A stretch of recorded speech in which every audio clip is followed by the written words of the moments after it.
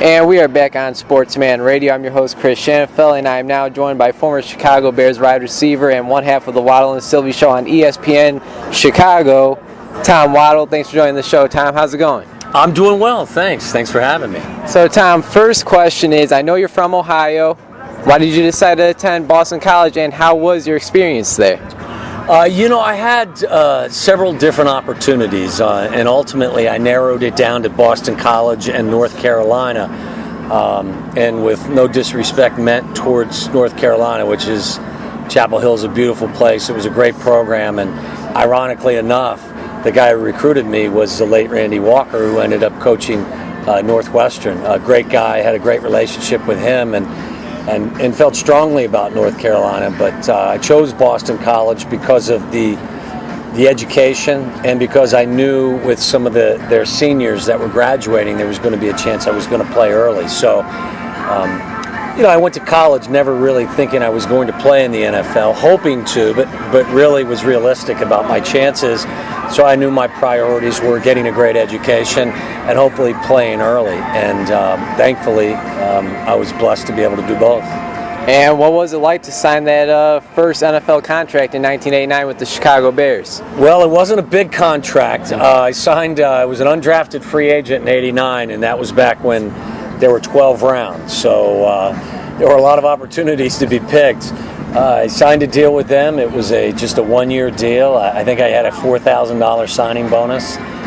But I wasn't concerned about money. I was concerned about getting a great opportunity or any opportunity to play. And Chicago was really one of the only teams that was interested in even talking to me. So, I decided it was my best opportunity and realized I had to go to camp and really work hard. But thrilled to sign the contract, but signed it with really no expectations.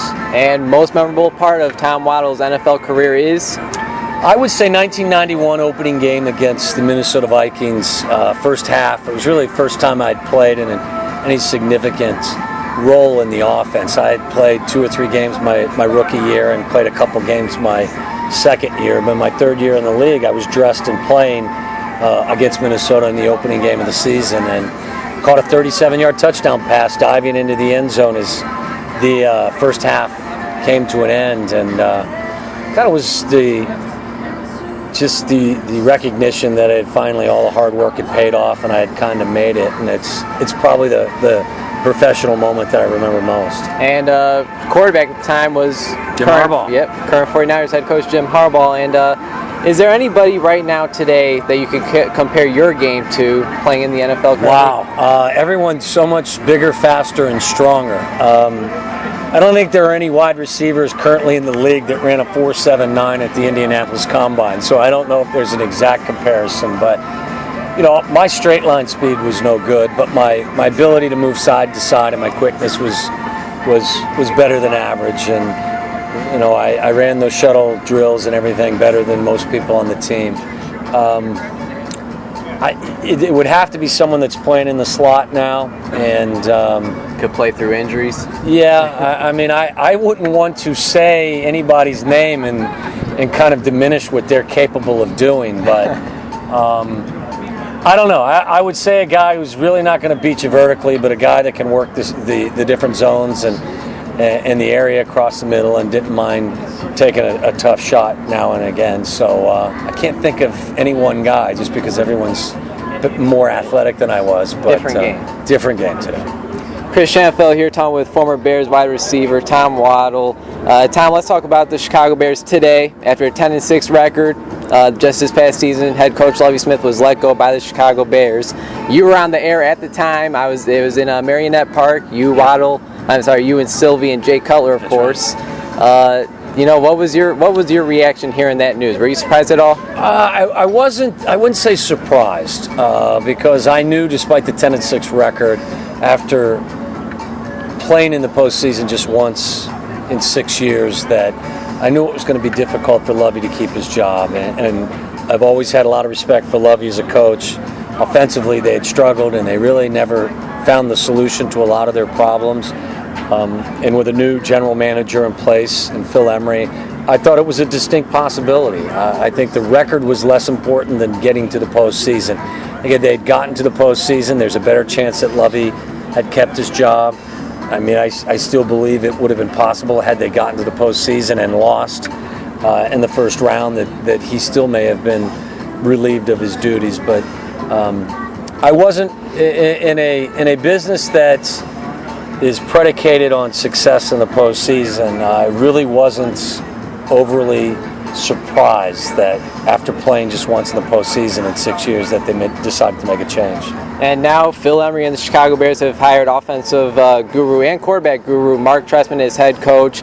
Jay Cutler's entering his final year on his contract. We're going to expect a big year, or can we expect a big year out of Jay Cutler? I think it's very possible. I know Jay respects Mark and really likes what Mark's trying to do. I think it's the best of both worlds for both sides, because if Jay can find a way to take his game to the next level, Jay's got tremendous potential. For whatever reason, I'm sure Jay would tell you he needs to play better, but there hasn't been a ton of protection in his time in Chicago, and just recently they've helped give him more to work with Brandon Marshall and Martellus Bennett and others. It really hasn't been a complete package. Now they have that. They have improved their offensive line. They've added to the explosiveness outside. I think this is an opportunity with an offensive-minded head coach and a guy that Steve Young swears by and a guy that Rich Gannon swears by and others speak very highly of. I think this is a great opportunity for Jay. And I think if Jay can take advantage of this opportunity, you'll see Jay in Chicago for a long period of time. If for whatever reason it doesn't work, I think, the Bears will have that option to go in a different direction. And, I'm certainly looking forward to the season. Last month, of course, the great Brian Urlacher retired after playing 13 years in Chicago, entire NFL career here in Chicago. Again, were you surprised by this news? No, I wasn't surprised. I still believe that Brian had football left in him. He wasn't the same player last year that he was in his career. Injuries had slowed him down. Age got the best of him. When you play the middle linebacker position for 13 years, Father Time ultimately is going to rule the day. Wasn't surprised it came to that decision. I think the only mistake the Bears made in the entire process was sending out a fax saying that the relationship was over before calling Brian. I mean, it's certainly within the Bears' right to decide that Brian wasn't in their plans. I just think after 13 years playing the way he did and the way he represented the team, I think Phil or someone, maybe George McCaskey or someone in the building, should have called Brian and said, look, obviously this isn't going to work out. We're going to release a press statement that says that the relationship is over, and we just want you to know that that's the route we're going to take. Other than that, I can't fault the Bears for coming to a personnel decision that they'd be better off going in a different direction. And it was obviously a great 13 years for Brian. He'll be a Hall of Famer, a first ballot Hall of Famer, if I had anything to say about it, which I don't. But it was a great run, and we were fortunate to have Brian as a Chicago Bear for 13 years. Yeah, we most certainly were, and I know it's only June, but and of course we don't even have the 53-man roster set up just yet, but what are your expectations for the 2013-2014 Chicago Bears? That's a great question. I just don't know. I think the offense will be better. I do believe that Mark Trestman's got a lot of great ideas and is a brilliant offensive mind. I like what they've done offensively to help the offensive line and to give Jay more to work with. One of these days, all of those defensive players are going to feel their age. I don't know when that's going to happen. I believe Lance and Peanut and Julius Peppers still have good football left in them, but after a while, once you get north of 30, your play will, in fact, tail off.